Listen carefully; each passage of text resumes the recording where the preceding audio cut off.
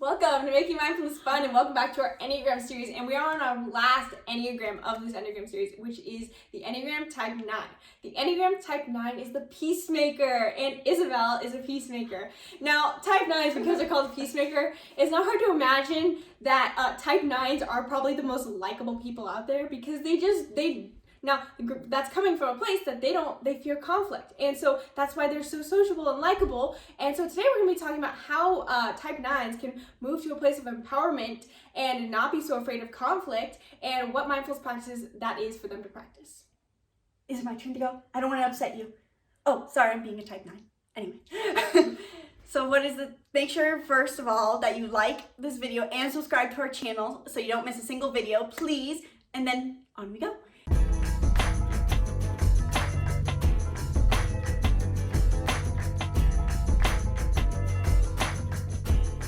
So what is the Type 9? The Type 9 is called the Peacemaker. As a Type 9, our core desire is to feel a sense of internal harmony. This includes external harmony though as well. And while it's great that you want to be have internal harmony, it also means that your core fear is conflict. You do not like challenging yourself. We do not like discomfort, and we definitely do dislike arguments. And as a Type 9, you're going to be easygoing. You're going to be chill, you're gonna want everyone else to take the lead, you're just gonna wanna relax and just see where everything takes you. But that's also, in a way, while it's great, you're sitting in the back seat of your life. And as someone who's had to step in a lot to their self-growth, living in the front seat, in the driver's seat is pretty cool as a Type 9. So you should get there and keep listening to this video. So we wanna share how you can do this without feeling like you're going to spontaneously combust because you hate conflict and challenge.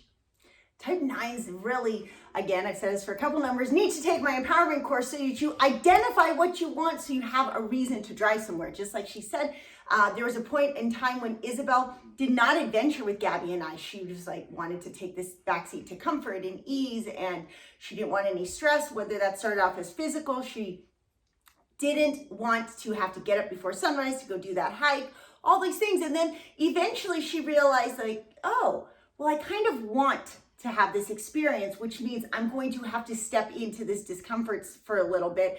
And then you do it more and more, it's manipura, that you do it so often that you rewire your brain to think, well, I was discomfort, but now it's a positive experience. And so it's amazing because you can take your Enneagram and your solar plexus chakra and neuroplasticity in your brain, and all of a sudden you're like this empowered Type 9 who's like, this is what I want to do today. Yeah, and totally. And what you just covered, Isabel once wrote a beautiful piece, a writing piece, on our experience with the Tour de Mont Blanc. You should totally share that in a second. But she wrote about how the Tour de Mont Blanc is this 100 plus mile backpacking circuit that goes around Mont Blanc, and it travels through France and Italy and Switzerland, and it has the equivalent amount of elevation gain as climbing Mount Everest, just without the actual elevation of being so high up. And it's super challenging, and we did it in 7 days. Most people do it in 11 days because she's traveling with the 3 and an 8, and we're just intensity. So they're like, come on, let's go. They're dragging me, basically. I think that was a really powerful moment for you to step into your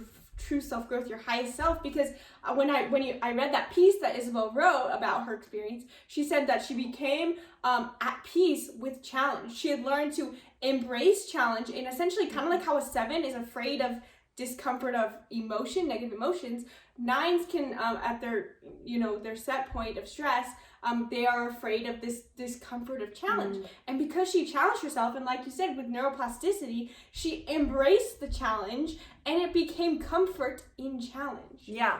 So on a deep level for Type 9s, I mean, really it's for all types. By reaping, restarting, reburning the ground, how you do in farming, and then it makes it so things can grow better. The same applies to all the Enneagram types, where for Type 9s, you want an internal sense of harmony. And so that can mean we all avoid these challenging scenarios and avoid discomfort so we stay at peace. But by stepping into those challenges and stepping into that discomfort, you gain a better sense of true harmony and true peace. And so it's so important for us as Type 9s to challenge themselves. And the best way to do this is simply by just setting one task every day, every week, as often as you can, maintainably set a challenge for yourself. write your plan for the day. What are you going to do today to challenge yourself? What are you going to do today to embrace discomfort? What are you going to do this week? You can plan, maybe it's a hike, maybe it's just a Wim Hofing it. That might be an easy way to start. Or maybe it's work, embracing one of those hard challenges or hard tasks that you don't want to do. Yeah.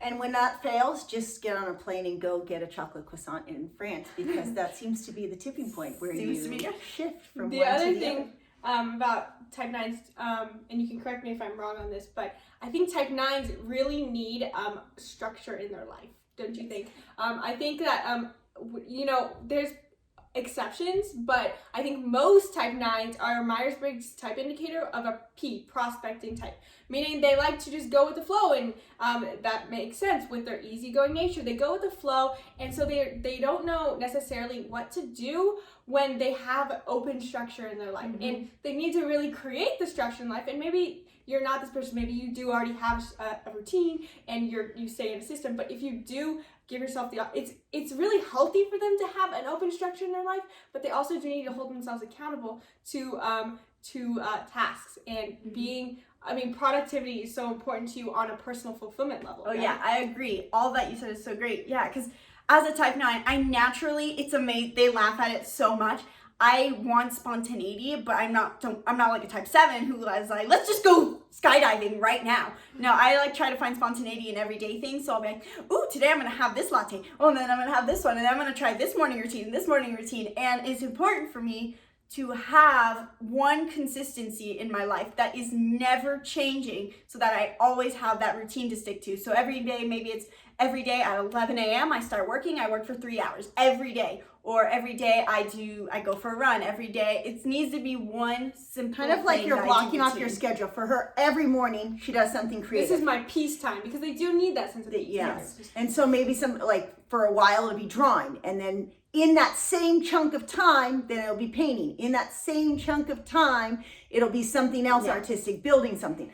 And then she has a same chunk of time where she makes everyone lattes, and then she gets to be creative there. But it's still latte, but it's a different latte every day. Yeah. And then it's exercise time, but it's a different exercise every day. And so yeah, it's honestly, kind of cool. there's two things too I wanted to say, but did you want to finish? No, it's okay.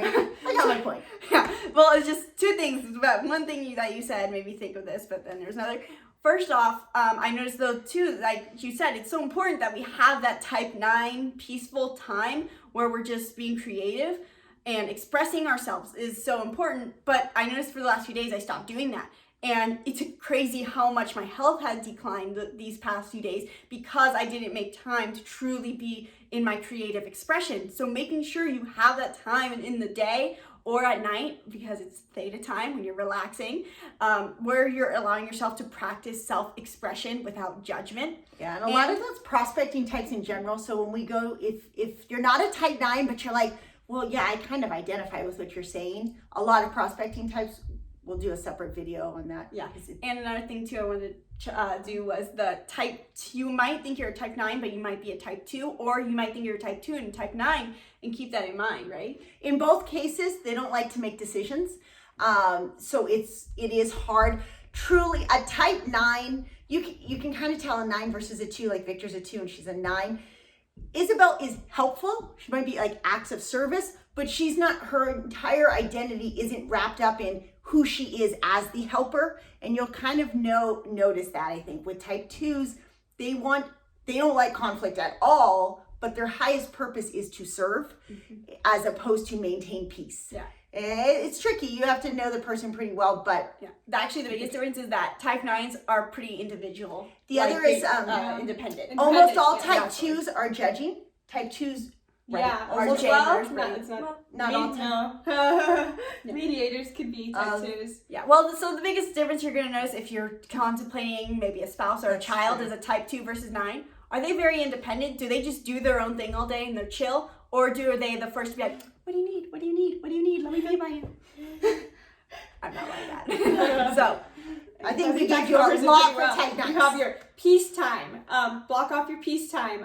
You said something. Embracing challenge, creating a schedule for how you're going to challenge yourself in your life, in the day, in the week, in the month, in the year, and practicing self-expression. And I don't know if you want to really quickly cover how to do that. Well, for me, I think the easiest way it's been for me to practice self-expression is having creative places to do that. I mean, it was really big for me when I got my first instrument, a ukulele, and I got my guitar. It helped me so much with just practice literally using my voice, using my throat chakra to express myself. And honestly, getting on camera has helped a lot too. It's been a long practice. If you look at old videos, I'm like, I'm losing track. I'm going over there. Still now. Throat chakra healing is so helpful. You should definitely check out all of our chakra resources. And I hope that helps you guys if you are type 9. Share it with your type 9 friends. And that wraps up our Enneagram series. I can't wait to share more on We can't wait to share more on Enneagram because there's so many things, wings and stances and your wit in growth numbers. So there's so much more. We can't wait to share more with you guys on making mindfulness fun. Bye.